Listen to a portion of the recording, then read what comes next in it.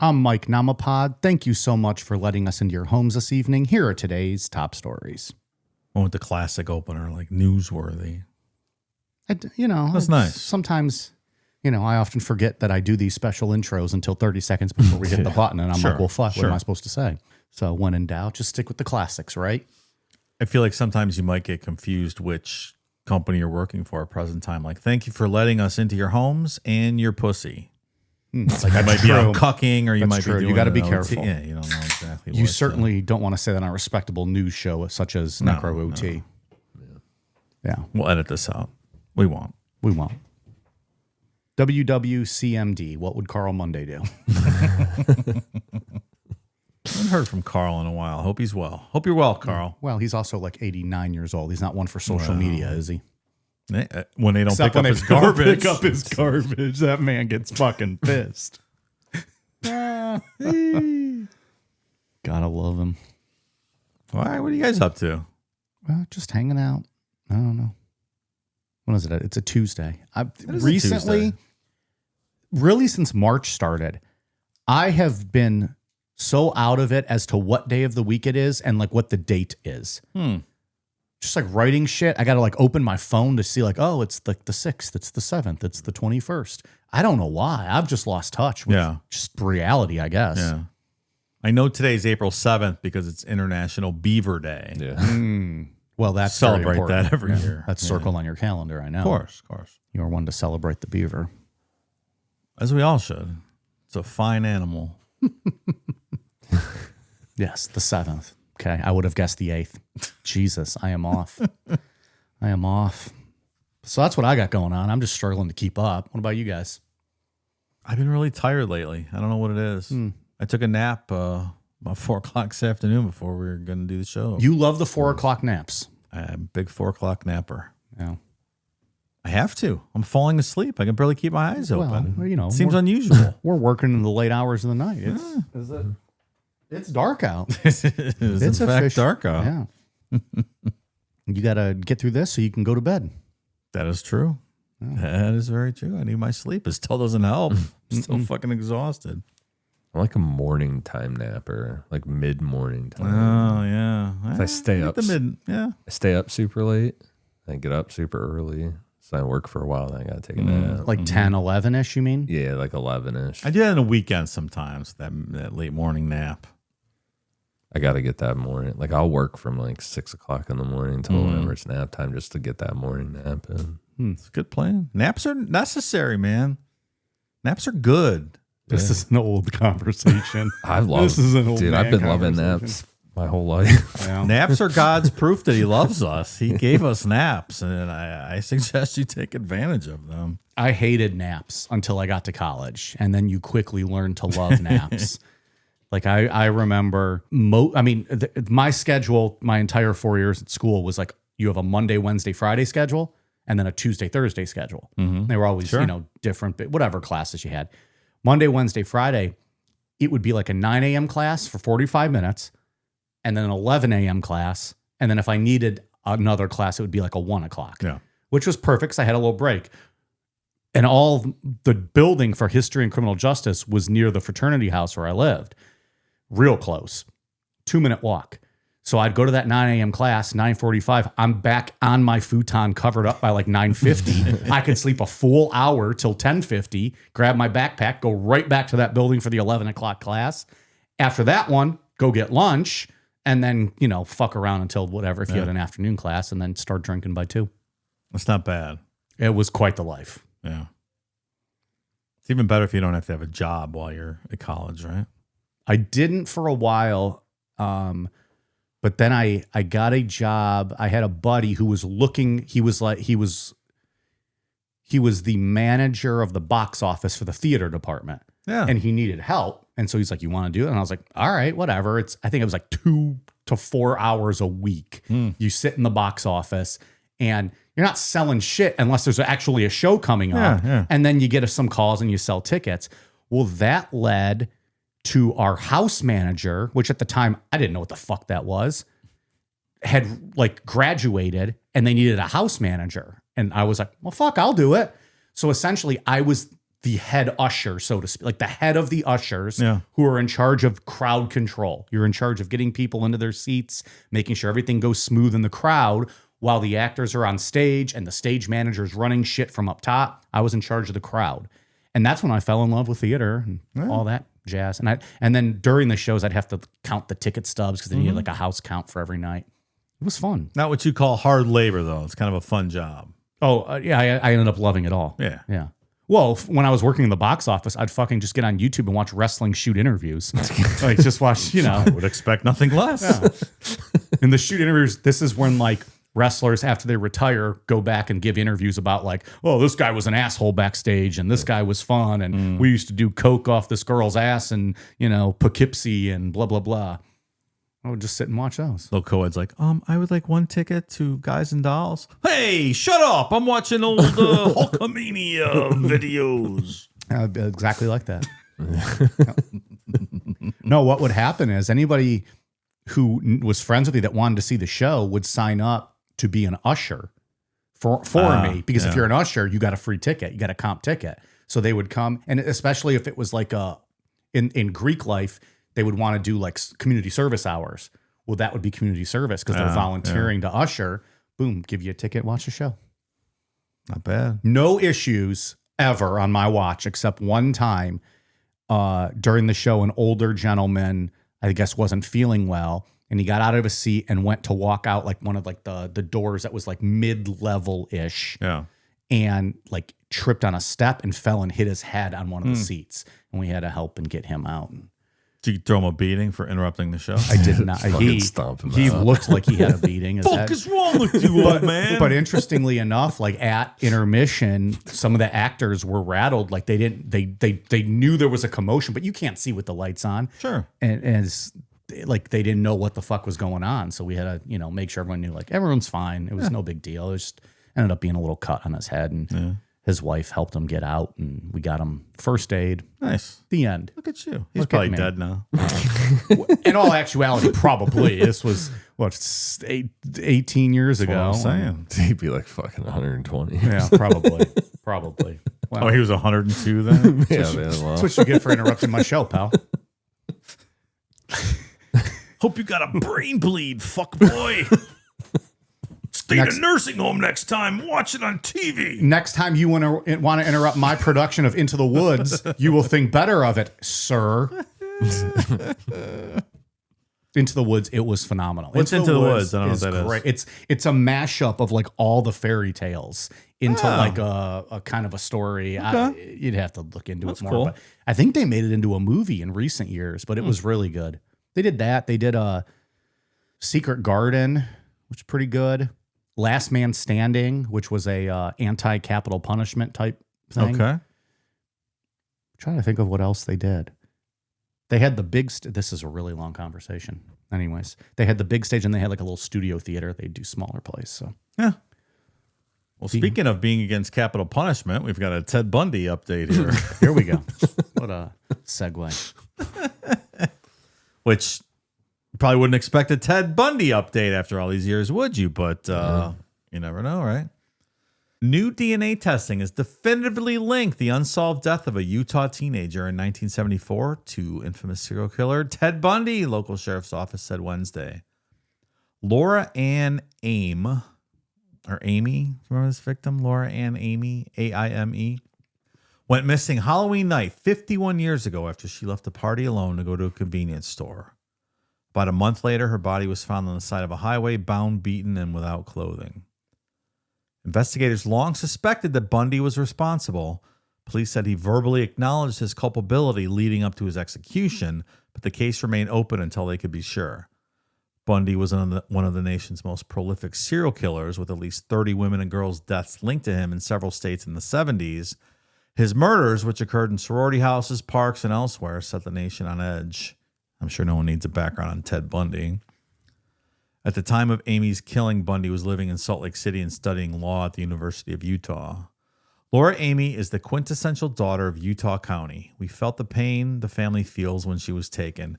We felt the pain that you felt this whole entire time, We've had the desire to deliver to you some type of healing. We can't really say closure. Utah County Sheriff Sergeant Mike Reynolds said in a news conference earlier Wednesday.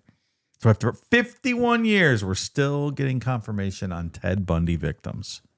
Amazing. I would assume as technology advances and stuff, we'll probably get more and more of these over time. Not even on just him, on everybody, right? Yeah. Are we going to get to Minority Report here soon where you just scam people and you know they're going to commit a crime? You just lock them up beforehand? I guess I have to watch that movie. There's some Minority Report? That's good. Of course I haven't. Oh. Who's in that one? Tom Cruise. Okay.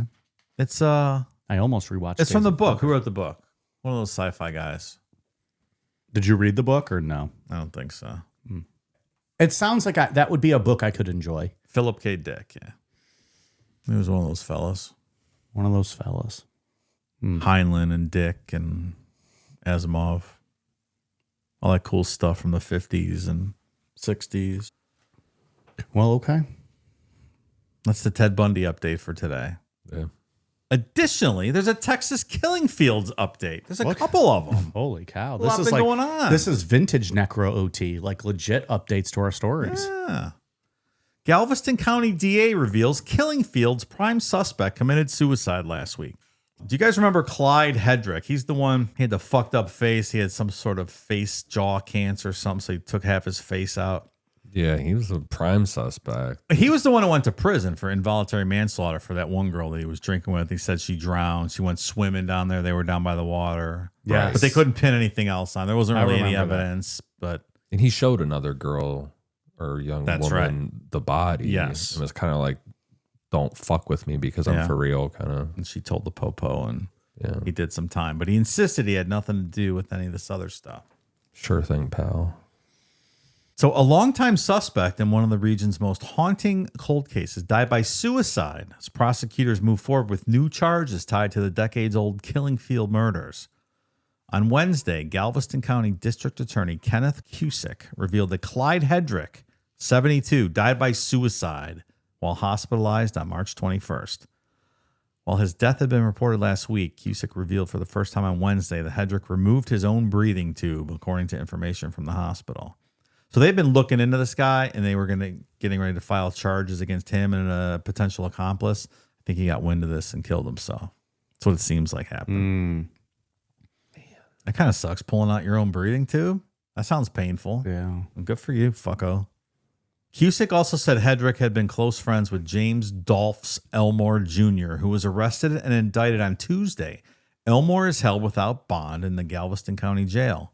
Before Hedrick's death, the Galveston County District Attorney's Office had been preparing to present evidence to a grand jury seeking 4 murder indictments against him, including a capital murder charge in the 1984 disappearance of 16-year-old Laura Miller, the daughter of Texas EquiSearch founder Tim Miller. That's what I was just looking at in here. Man, that guy. After all these years, he kept up. A few years ago, sometime in the recent past, he went to Cusick, to the prosecutor's office, and like asked him to start taking a fresh look at some of this stuff again. And this fucker kills himself. Yeah, this is the result. Laura Miller, 16, disappeared on September 10th, 1984 after using a payphone at a convenience store in League City. Her remains were found 17 months later on February 2nd, 1986 in the 3000 block of Calder Road in Galveston County. Following Hedrick's death, prosecutors secured indictments against Elmore. He's now charged with manslaughter and tampering with evidence in Laura Miller's death, as well as tampering with evidence in the death of Audrey Cook. Audrey Lee Cook, 30, disappeared in December 1985 from the Channelview area. Her remains were discovered the same day as Laura Miller's remains were found in the Texas killing fields. So here's what's interesting. According to the manslaughter indictment, Elmore allegedly prepared a vial of cocaine for Hedrick to administer to Miller. So these two were a couple of fucking jerk-offs. Well, I remember there was like the rumor that she had bought something off of him, and her dad, Tim Miller, I remember reading there, going through that, and he's like, I know she was, there, but I can't prove it. Laura's father, Tim Miller, said Elmore told him. So he's been talking to this Elmore off and on over all this time over the years.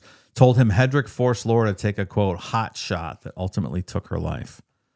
Because the investigation and prosecution remain active, the district attorney's office said it cannot comment further. While Hedrick's death closes the door on potential prosecution against him, the case is far from over. Authorities are now focused on the charges against Elmore, making a significant development in a case that has remained largely unresolved for more than 40 years. Investigators have not indicated whether additional charges or suspects could emerge as the case continues to unfold. Crazy. But yeah, Tim Miller apparently knew a lot more than anyone, I guess, thought. Yeah. He was talking to this Elmore guy, and he said he was in the car with him several times. And Tim Miller told reporters, this is a different story, but I had a couple different versions. Tim Miller told reporters Tuesday he had maintained a bizarre and agonizing relationship with Elmore for 30 years. Miller claimed he met with Elmore at least 30 times, even accompanying him on drives to Calder Road, the very site where his daughter's remains were recovered. I don't want to say one thing to jeopardize this case, Miller said, visibly shaken, but there were times that I left Elmore and he told me some stuff. I just had to pull over and sob with the information I got. He reached out to me. For what reasons, I don't know. Remember Tim was like went down that like real dark stretch where he was like out there drinking and with a gun waiting for the person to come back and stuff. Because he thought it was that guy that lived in the adjoining property. And he was going to kill him. Oh yeah, Remember that guy? Yeah, he was certain it was him. He went hard on that guy. Yeah, And it wasn't. but there wasn't any. Yeah, there wasn't. It was just. It made sense, and you felt bad for the guy, but right. That guy ultimately moved away and died, I think. Like, nothing good ever came of that. No. So keep an eye on that trial, Mr. Elmore. Man. Probably going to be going away. sure we'll be revisiting this one. Yeah. So that fucking pussy, Clyde. I hate when those guys get to kill themselves, get away with, just get off easy. Fuck you, dude. Terrible. Yeah. That's what I got going on. What's okay. going on over in Ian's pee-pee? Besides all the yeast and fungi growing. Oh man. Oh, sorry. Sorry. Party foul. Oh, That's fucked up, man. I get that drip taken care of over at Ian's pee-pee. oh man. Just let the guy tell a story, please. Somebody stop the damn match. But unfortunately, I'm not going to lift the moods at all tonight with anything. Come on, It's man. a dark OT. I know. We'll call this one Dot. Nick Pope died the other night. Aw. He's a big time UFO guy. He ran the UFO desk at the British Ministry of Defense from 91 to 94. He was kind of like the Fox Mulder of the Ministry of Defense kind of thing. Like it all went to him. And when he retired, he was very big proponent of all this stuff, that it's 100% real. And If anyone should know, it's probably him. yeah, but he unfortunately died. He had a throat cancer. Oh. Yeah. Was he a friend of MUFON? Yeah, he was a friend of everybody, and I don't think anybody had anything bad to say about Nick Pope. Oh, So good. he was in your Rolodex then. Yeah, for sure. Nice. And you guys saw him live, didn't you? Yeah, he ran the mic for the Ancient Aliens thing that we went to. He was probably the high point of the show because the rest of it was quite silly. Yeah, it should have just been let Nick Pope talk and Well, fuck skip yeah. the Like rest of it. he legit saw shit, right? Like he's more of an authority figure on any of that. Right. You just want to go see him lecture for an hour. That would be more worth it. Yeah. I would think. Giorgio's selling prints of himself in front of the Sphinx. Yeah. Right. For his hair. Fucking Christ. I mean, if I recall, I'm not a cheap person, but those tickets were like $100 and it was preposterous nonsense. Yeah. So. It wasn't worth what it cost. That's for sure. I think it was more than $100 tickets. Suckers. Why didn't was I gone? Or did I just say, You told us we're nerds and you didn't want to go. is that what I did? Yeah. And I kicked you in the shin and walked Something away. like that. Fucking dorks. Paying $100 to go to that bullshit. I don't know if I did all that. Probably, maybe. But Well, that's unfortunate. Yeah. Throat cancer, too. That's rough. Yeah, I guess he was doing pretty rough in his last couple of days. Like his wife put out a thing and was like, "This is for the best." Like, Well, and speaking, it ties in with what was it, Clyde, who had the jaw cancer or whatever something like that. removed. They took a piece of his face out. That shit that's nasty. This cigar smoking? I don't know. I had a couple of cigars in the Bahamas a couple weeks ago. Be careful, But I pal. have throat cancer. Yeah, chill out on that. Alcohol is not supposed to be good for it either. For your from what I've throat? seen, yeah. You gotta inject it in your asshole instead. It's really the cleanest way. Also saves you a fortune because you get fucked up. I will forever think of blockers and John Cena. blockers, yeah. When I think of butt chugging, I think of John Cena, and that's just how it's always going to be. And I wouldn't have it any other way. Would it be safer for us to get one of those helmets with like the beer steins on top of the helmets with a tube that goes down stuck up our ass and like gravity? Can you? But how do you get it in? Can you clench and you're doing Kegels? Yeah, you just clench and the beer shoots in your ass. Will that be safer for us? in Like the you see studio? me over here clench for like 5 seconds, like, oh, he's chugging. He's chugging. Homie is We'll just do eye contact like this, stare at each other's eyes, and clench we're up. clenching. 1, 2, 3, clinch. 1, 2, 3, clinch. 1, 2, 3, clinch. Then your eyes go up to the top of their helmet, and the beer level's just going down. You're like wide-eyed that they can take all that beer in their asshole at one time. You imagine doing a power hour? I guess, will beer work? Because like you can't take that much fluid, right? Is it more like you want to do shots so it kind of dissolves, or like? Man, I don't know how that works. There's like that. Didn't they? My Strange Addiction show where they show people that do that with coffee and shit. Oh, Didn't they do that on Jackass? Like a butt chug? Wasn't that a I'm Jackass sure. thing? It sounds like it. Or was it? They stuck so I much think shit it up would their fucking asses. like kill you pretty quick. Though. Like you can't do. Oh that yeah, too you much. can't fuck around with that. Yeah, that's like straight into your blood. You can only do so many butt chugs before it's an issue. yeah. We'll do cocaine instead. That's a lot That's safer. fine. That's the healthier way. It's the smarter move. Hey, we won't get throat cancer. It's true. It's just rectal cancer. Colon cancer. I just feel like if enough beer goes in your behind, it'll just start leaking out, right? Like you can't You can't hold that in. take all that in. Every time you sit, it's like it's like you have sitting to on a get, like- sponge. You need an in pipe and an out pipe, and you recycle it back up into your helmet glasses. It's just like a cycle. Is there a filter system in that? I don't love this conversation anymore. Wow. All right. Well, R.I.P. Nick. Yeah, Nick You've Pope inspired us, though. well, Nick died. Nick Pope died. How did Mike and Dave Namampod die? Well, Nick Pope's death scared them about throat cancer, so they decided to ingest large amounts of alcohol into their rectums, and they had an untimely demise. So, The end. yeah, that's it. Thanks, Nick. Really appreciate you fucking us like that. So Well, that's R.I.P. what to I him. got, yeah. All right. Anything else? This was a good, quick, to the point OT. Yeah, yeah. Another shot on in that same area. Eric Von Daniken died too. Daniken, Yeah, sorry. Daniken. Like the father of Ancient Alien stuff. Chariots of the Gods, Yeah. he wrote. That's He like started all this way back. the book. Yeah.